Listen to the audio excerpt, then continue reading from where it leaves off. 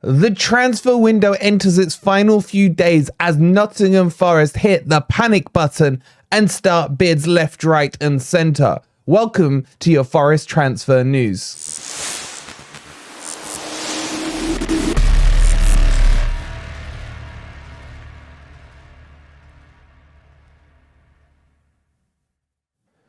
Good morning, good evening, or good night. Hope you guys are doing well, and welcome to your latest Nottingham Forest transfer news. Coming up in this episode, it's going to be a long, detailed one because it's gone crazy over the last 12 hours or so. We'll be telling you about a new winger, a Premier League winger potentially coming to Forest, a new striker targeted that Forest have taken ahead of Wolves in the recruitment race. We got a keeper being rejected, another one being linked. We got the latest on Reyna, as his manager says he will be there on Friday, and so much more. So if you're enjoying the transfer, if you're excited about what's coming up this week, hit that like button, subscribe to Forest Fan TV if you are new, and don't forget we're giving away that Forest gnome to our members. So if you are a member, go to the community tab, click on that, answer the question, a very simple question of how tall is that gnome according to the FOCO website, and then you will be in the prize draw come the Gore stream post match. And don't forget, if you want to grab yourself any of these licensed Forest products like my beautiful drinks bottle, just hit the link that's pinned in the comments, use code FFTV10 and you get 10% off at checkout. All right, let's jump into this and let's kick it off with Ismaïla Sarr, a winger who has been probably most renowned for his time at Watford in that trio of him, Dennis and Pedro playing for Watford. Even when they were crap in the Premier League, they were still scoring goals between the three of them. It was the rest of their team that was rubbish. Now, he moved across to Marseille and he's been getting game time at Marseille, played 14 times, scored 3 goals as well. However, the reports are coming out saying that his departure is imminent from Marseille, even though he just joined earlier this summer. And Forest are hugely interested in him, chasing him down left, right and centre. Apparently, prank calling him almost. I'm joking, but you get the point here. Now, the problem is that Marseille will be willing to let him go, but they don't want to do it on a loan deal. They're up for a permanent move on him. And the fee that they paid Watford for, apparently Watford valued him at around £18 million. Marseille ended up paying about 10 to 12 million pounds, something like that. So they will want to recoup most of that money, if not more, on a sale. But Forest, as always in this transfer window, want to push for that net zero, carbon neutral and all that, and get him on loan with an option to buy. This to me is a deal. One, this is the type of player that Nuno would love. Pacey winger, skillful, Premier League experience. This will tick all of Nuno's boxes in the style he plays. However, I am not convinced that Forest will be going for a permanent winger. Not at this price. Not at this price. I would love to see him at Forest. He's a quality player. As I keep saying, Prem experience in a crap team like Watford, did a great job. I'm just not convinced this one's going to happen. But what do you guys think? Let me know in the comments down below. Okay, I'm going to try and rattle through all these transfer links as quickly as I can because there's a lot.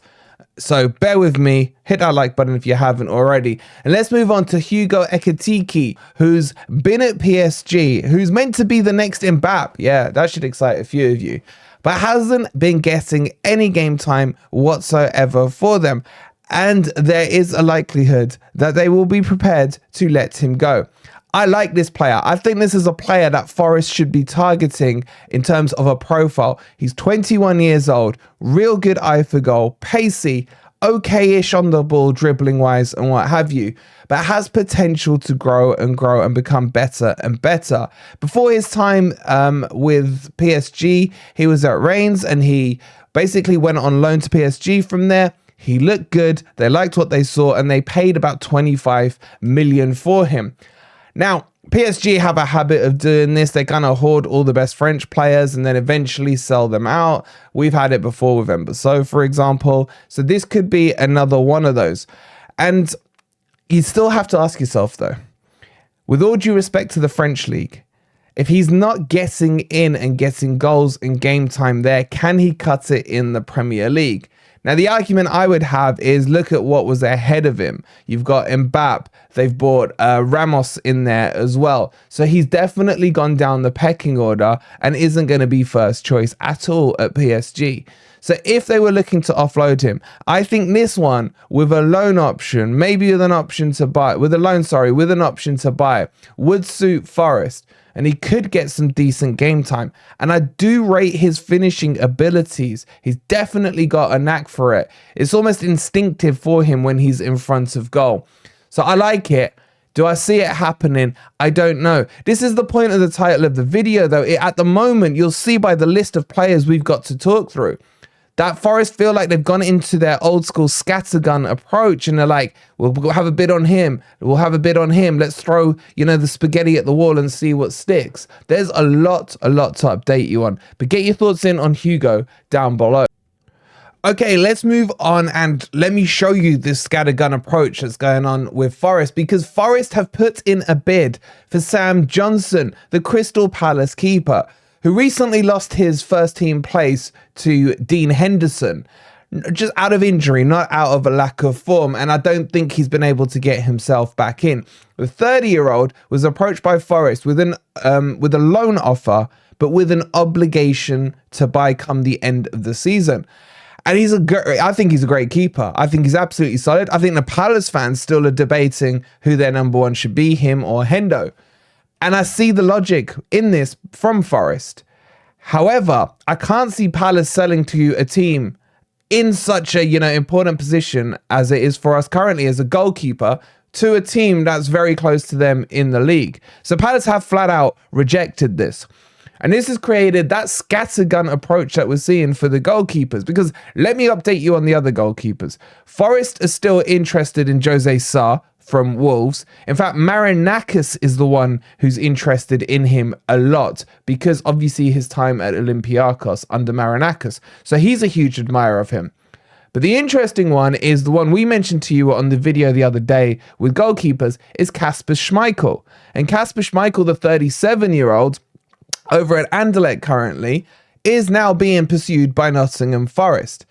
And I just think for the short-term prospect, that is the right choice. He's not going to cost us a lot.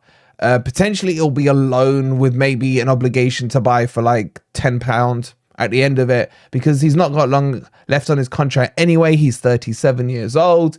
There's a lot of positives for him. And I think the key thing for me is he's got those leadership qualities. He's very loud in between the sticks, commands that box beautifully. 37 or not, these keepers can go on for ages. So I still think that's the best option. I think Forest will pursue Kasper Schmeichel.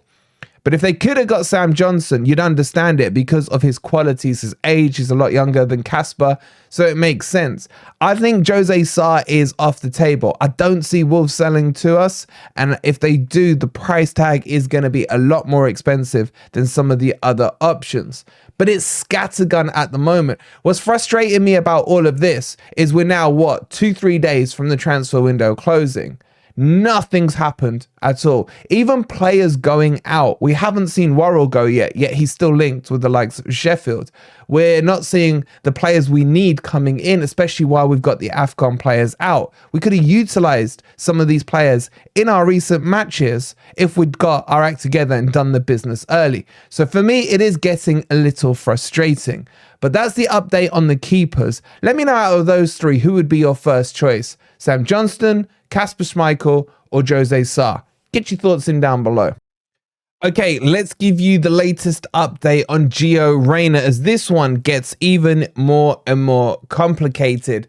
As the manager Edin Terzic comes out and says he expects Reyna to still be at Dortmund come this Friday and available for their next match. And it's getting really, really messy. Both Forest and Marseille are heavily chasing this one. Both Forest and Marseille still really want Reyna. Reyna still wants to move for game time.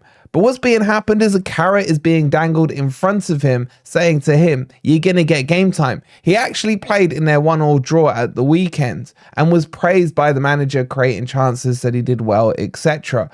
And I don't understand the philosophy of it. because it almost feels like the manager wants to keep him there because he wants him as backup. He's trying to show him, you know, a little bit of love.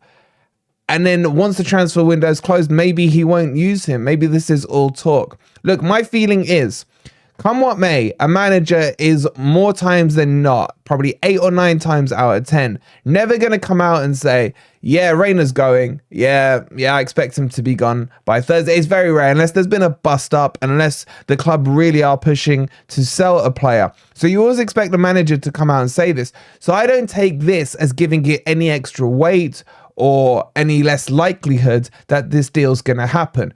Where I think the issue is on the valuations between the two clubs. Forest want it as a loan. It looks like Dortmund will be okay with that. It's about the fee that they're going to offer. I think they're still a little bit off on valuation. I can still see Reyna happening. And then obviously there's Forbes in the background as well. He's almost now the backup option to Reyna if Forest can't get Reyna and Marseille come in. And Reyna himself, again, more mixed reports for you guys. I've been getting literally contradicting reports on this. Reyna, who I told you a couple of days ago, wants to play in the Spanish League. The reports are now saying that he wants to play in the Premier League. So as far as I'm concerned, this is turning into a cesspit of news and misinformation and disinformation. So I say on this one, let's see how it plays out. Am I confident about it? Not really.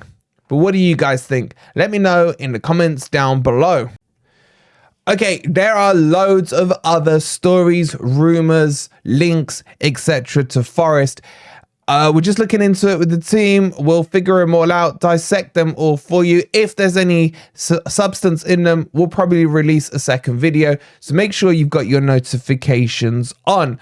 Otherwise, I think we've got the predictor stream later on this afternoon. So make sure you tune in for that. If you haven't already, please do like the video. Subscribe to Forest Fan TV if you are new.